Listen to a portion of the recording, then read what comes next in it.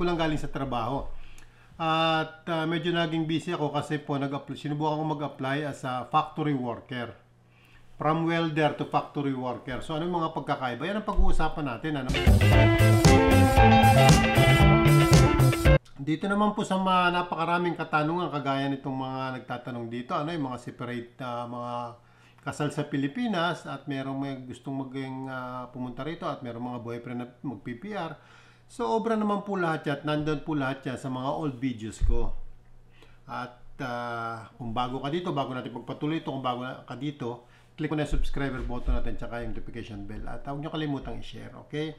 Napakarami pa rin pong trabaho. Unahin natin itong mga trabaho nyo, ano, kasi naghihintay yung mga kababayan natin mga trabaho. Saan po ba napakaraming trabaho? Ang dami pa pong nakapost dito sa atin sa Work Abroad, sa iPumps. Hindi ko na po sasabihin kung ano-ano klase mga trabaho. Dito po sa EDI Staff Builders, First Dynamic. Yan po yung mga legit na agency, ano, Staff House. Napakarami pong trabaho na naghihintay para sa inyo. Ngayon, dahil nga po dito sa napakarami ko nakikitang, marami ako nabasang mga ano rito mga katanungan ninyo ano dito po sa mga sa comment at hindi ko masagot lahat ano, yung ibang mga katanungan. So pipili lang po tayo ano yung mga nakakatuwang ano medyo interesting na mga tanong dito ano. Kagaya nitong taga Saskatoon na meron daw siyang job offer.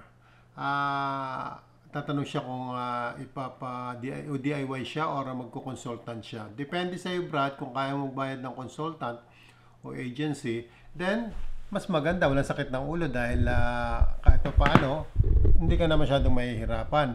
Ayusin ko lang ang camera, medyo tumatabing. Ayan. Hindi ka na mahihirapan pag-ayos, di ba? Ngayon, kung kaya mo naman, medyo magaling-galing ka naman sa computer, why not? Coconut.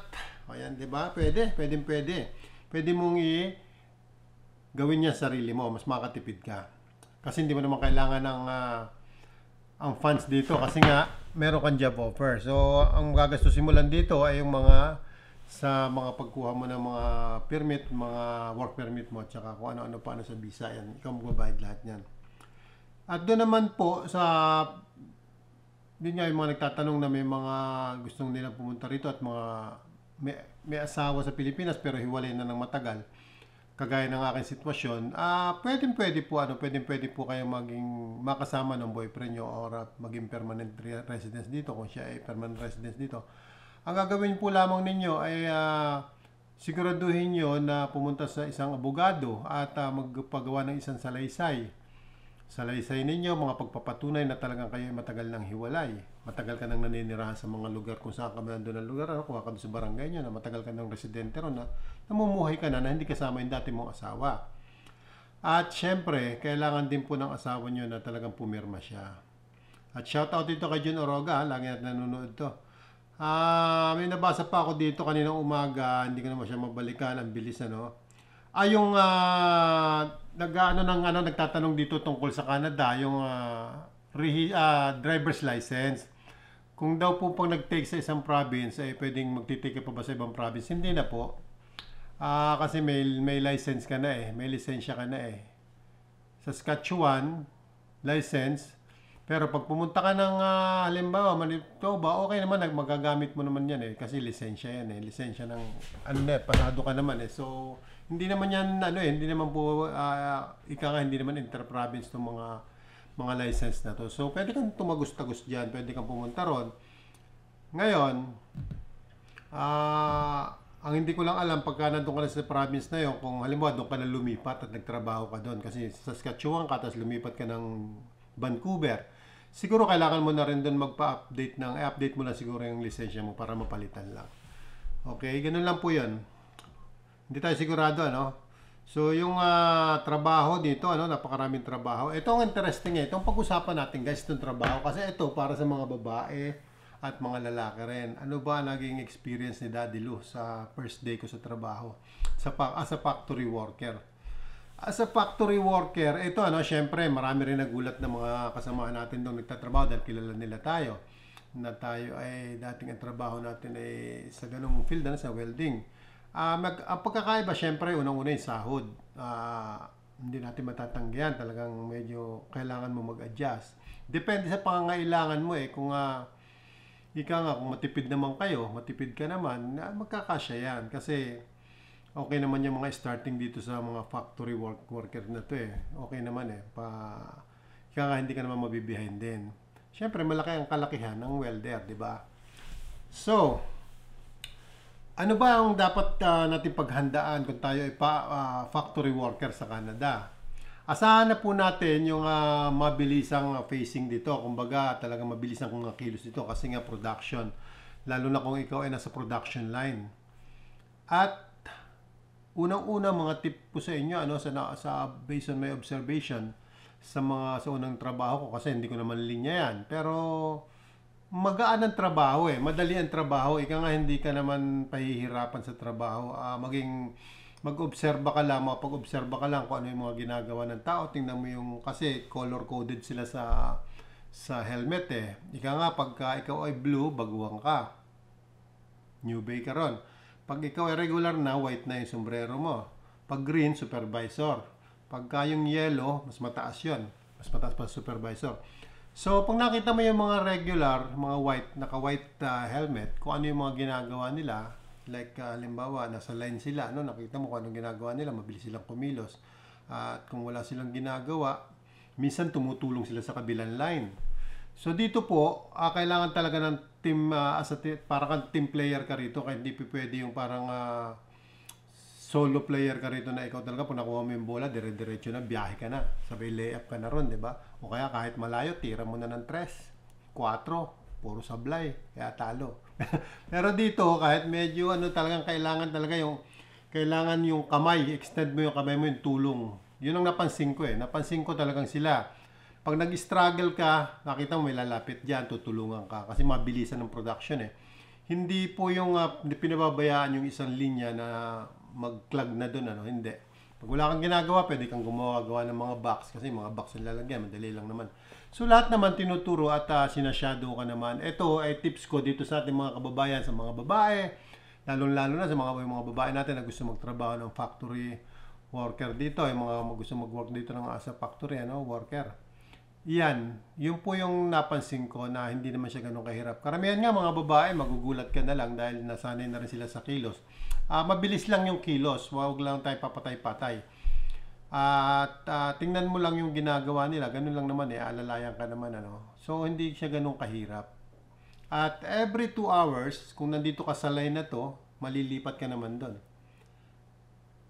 Ay kagaya itong pinasukan ko kasi ito po ay factory ng mga sausage, ham, lahat ng klase ng mga yung mga pampalaman, mga ganun mga sauce, mga kung ano, hotdog, with cheese, ganun, malalaki, salami, bologna, pepperoni. So marami lahat ng klase.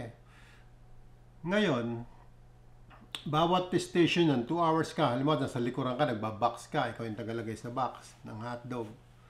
O, di ba? Empake yan. Papasok yan dun sa magsisild ng kusay. Lalagay mo ng label yan. Kung doon ka ng 2 hours, next ship mo, nasa harapan ka naman.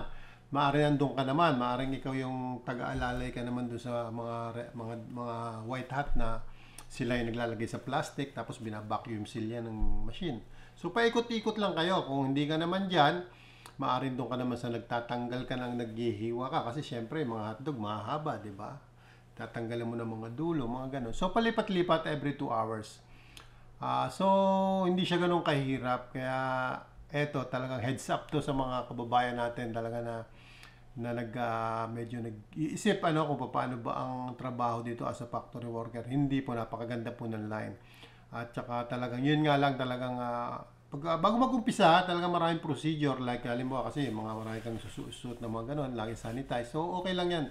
Cool down ka lang doon, slow ka doon. Kailangan mo sundin yun Pero pagdating sa line, pagka naubusan na kayo ng iba box, at nakita mo yung kabila, gumagawa sila ng box, tulong ka lang doon, ganun lang, tulong lang doon. So, madali lang po, madali yung trabaho, hindi siya ganun kahirap. Ika nga, kailangan mo lang yung talagang pagiging, masipag mo, at saka, yung pagiging extend, yung ika nga, yung puso mo sa kapwa. Kasi syempre hindi may iwasan din. Ito naman yung sa iba naman, tatanong may mga puti, paano ba yung mga pakikipagtrato sa puti? Ganun din po, ano, meron din po, syempre tao yan eh, meron din pong medyo salbahe at meron din namang mabait. So, kung gusto mo pong makuha yung respeto nitong mga salbahe, kasi syempre, mga ano yan dyan eh, ika nga, ito yung matitigas ang puso nito eh. Ito yung parang nag-umpisa sila na parang hindi na nila binalikan na sila eh, natuto rin lang, ano, parang lumaki na yung ulo ng matuto, parang ano ba to, ang bagal-bagal, mga ganong style, di ba? Ang bagal mo naman, mga ganon, hindi ka marunong. Siyempre, ganun ano, may mga taong ganun eh, tanggapin natin talaga may taong ganun na hindi marunong lumingon. Yan ang malupit yung hindi marunong lumingon eh. Natuto na, lumaki na yung ulo.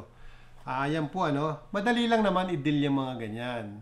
Pagka ganyan po yung na-deal nyo, talagang kailangan mo i-gain yung respeto, talagang kailangan mo lang po, gawin mo lang yung trabaho mo na talagang ika nga, bilisan mo lang. Kung halimbawa, nandun siya, nagbabag siya, bilisan mo. Dali lang naman. 'Di ba? So, yun lang yun. Ang ayaw lang nila, syempre, yung makita ka na, halimbawa, walang lumalabas, wala siyang wala pa, hihintay pa rin siya ng labas sa machine ng hotdog, wala siyang maisilid. Ikaw naman, nakatingin din sa kanya ng gano'n. Yun ang huwag mong gagawin.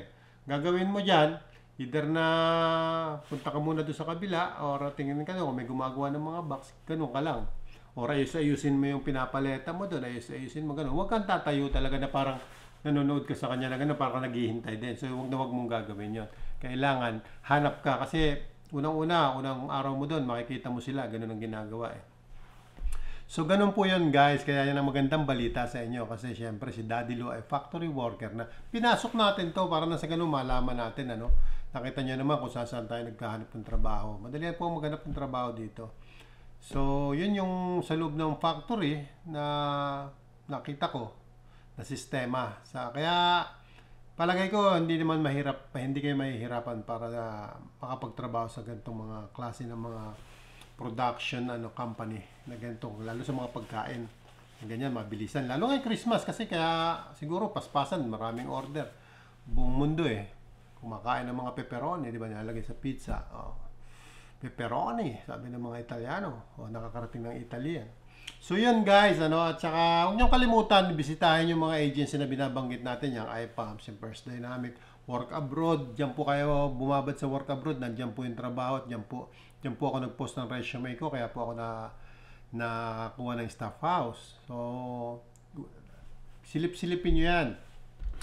At yung iba pang mga comment, siguro sa susunod na, kanina ka umaga kasi nabasa ko na to, wala na naman, natabunan. Dapat nililista ko pasensya na po. Sa iba pang mga nagtatanong, talagang hindi na natin hindi na natin sila mabalikan yung iba. Hi Daddy Lou, ask ko lang po, need po ba ng IELTS at ECA pag magpa-process ng PR ang cook dyan sa Canada? Opo, kailangan nyo po ng IELTS. Pero mababa lang naman po ang IELTS nito. Baka mga 4 lang siguro po ito. Itong ganito. Yun po, kaya tama po yan.